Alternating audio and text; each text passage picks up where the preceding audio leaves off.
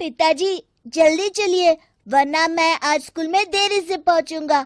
मेरी टीचर बहुत गुस्सा करती है। हाँ हाँ बेटा, अभी चलते हैं, बस 2 मिनट रुको।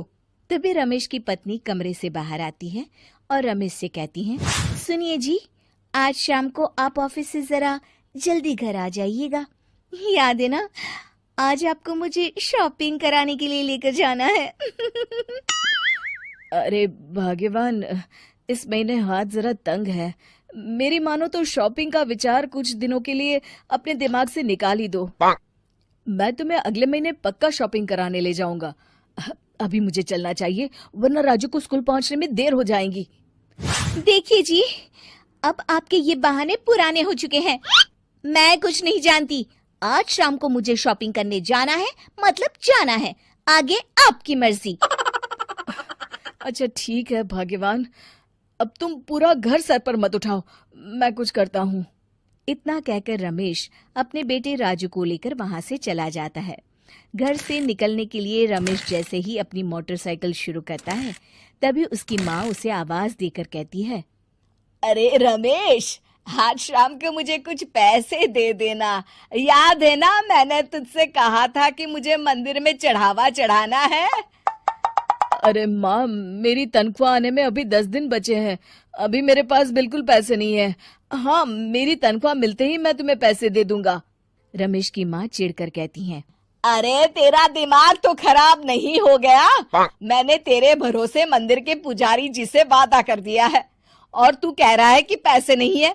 अब मैं पुजारी जी को क्या जवाब दूंगी? तुझे तो मेरी इज्जत की भी कुछ परवाह नहीं है। अच्छा ठीक है माँ, अब तुम गुस्सा मत करो, मैं शाम तक कुछ इंतजाम करता हूँ। इतना कहकर रमेश वहां से चला जाता है। फिर दोपहर को जब रमेश अपने दफ्तर में बैठा होता है, तब उसे अपनी पत्नी और माँ की बातें याद आती हैं।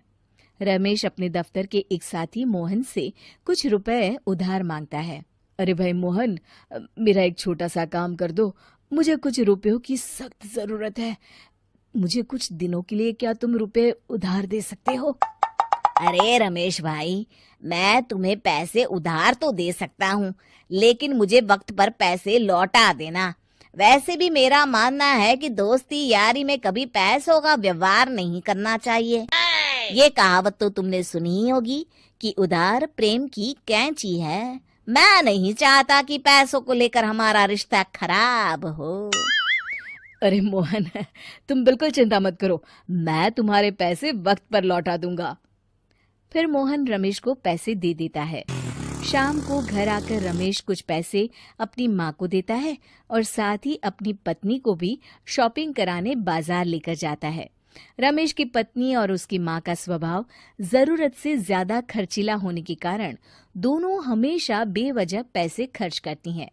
फिर एक दिन, सुनिए जी, अगले हफ्ते हमने छुट्टियों में कहीं बाहर जाने का प्लान बनाया था। आपने पैसों का इंतजाम कर लिया ना? अरे अभी कहाँ, अभी तो मेरे पास बिल्कुल पैसे नहीं है। हम कभी और चले जाएंगे। देखिए जी, मैंने सभी सहेलियों से कह दिया है कि मैं बाहर घूमने जा रही हूँ। अगर मैं नहीं गई तो सब मुझ पर हंसेंगी। आप कहीं से भी पैसों का इंतजाम कीजिए जी। इतना कहकर रमेश की पत्नी वहां से चली जाती है। वहीं दूसरी तरफ रमेश की माँ भी तीर्थ यात्रा जाने की जिद करती है और रमेश से पैसे मांगती है। फिर अगले दिन रमेश एक सेठ से पैसे उधार लेकर अपनी पत्नी और बेटे को घुमाने ले जाता है और अपनी माँ को भी तीर्थ यात्रा पर भेज देता है। लेकिन जैसे ही रमेश अपनी छुट्टियां बिताकर वापस आता है, कर्जदार उसका जीना मुश्किल कर देते हैं। इतना ज्यादा कर्ज एक साथ अपने ऊपर देख रमेश काफी परेशान रहने लगता है। फिर एक दिन राजू की स्कूल की फीस वक्त पर न भर पाने के कारण रमेश को स्कूल में बुलाया जाता है। स्कूल के प्रिंसिपल साहब रमेश को सख्त हिदायत देते हैं कि अगर वक्त पर स्कूल की फीस नहीं भरी गई तो उनके बेटे का नाम स्कूल से काट दिया जाएगा। अपने बेटे की स्कूल की फीस भरने के लिए रमेश अपने दोस्त गिरधारी से कुछ पैसे उधार ले लेता है और स्कूल की फीस भर देता है।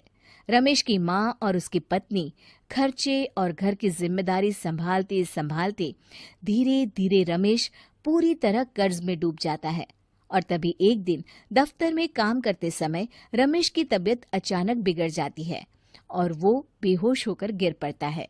उसे जल्दी से पास के एक अस्पताल में भर्ती कराया जाता है। रमेश के घर वालों को ये बात पता चल जाती है तो वे सभी अस्पताल पहुंचते हैं।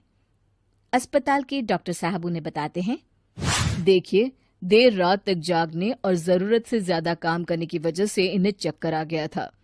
बेहतर यही होगा कि इन्हें कुछ दिनों के लिए पूरी तरह आराम करने दिया जाए। रमेश की हालत देखकर उसके बेटे राजू को बहुत गुस्सा आता है और वो अपनी दादी और माँ से कहता है, माँ, दादी, मैं इतना छोटा हूँ, फिर भी मैं इतना समझता हूँ कि पिताजी दिन रात दफ्तर में काम करके पैसे कमाते हैं। पिताजी अकेला पूरा घर संभालते हैं और आप दोनों अपने फिजूल के खर्चों के लिए उन पर दबाव डालते रहते हैं। आज पिताजी की हालत के जिम्मेदार तो आप दोनों हैं। राजू की समझदारी भरी बातें सुनकर रमेश की माँ और पत्नी को अपनी गलती का एहसास होता है और दोनों की आंखों में आंसू आ जाते हैं। फिर कुछ दिनों के बाद रमेश की तबीयत एकदम अच्छी हो जाती है और वो पहले की तरह अपने काम पर जाने लगता है। रमेश की माँ और पत्नी अब उसे किसी प्रकार की कोई तकलीफ नहीं देते और ना ही उससे किसी चीज की मांग करते हैं। फिर देखते ही देखते रमेश अपने कर्ज के सारे पैसे चुका देता है। उसकी जिंदगी पहले की तरह अच्छी हो जाती है और वो अपने परिवार के साथ खुशी खुशी रहने लगता है। शिक्षा, हमारे रिश्ते एक तराजू की तरह होते हैं जिसकी दोनों ओर जिम्मेदारी और समझदारी का वजन बराबर होना चाहिए।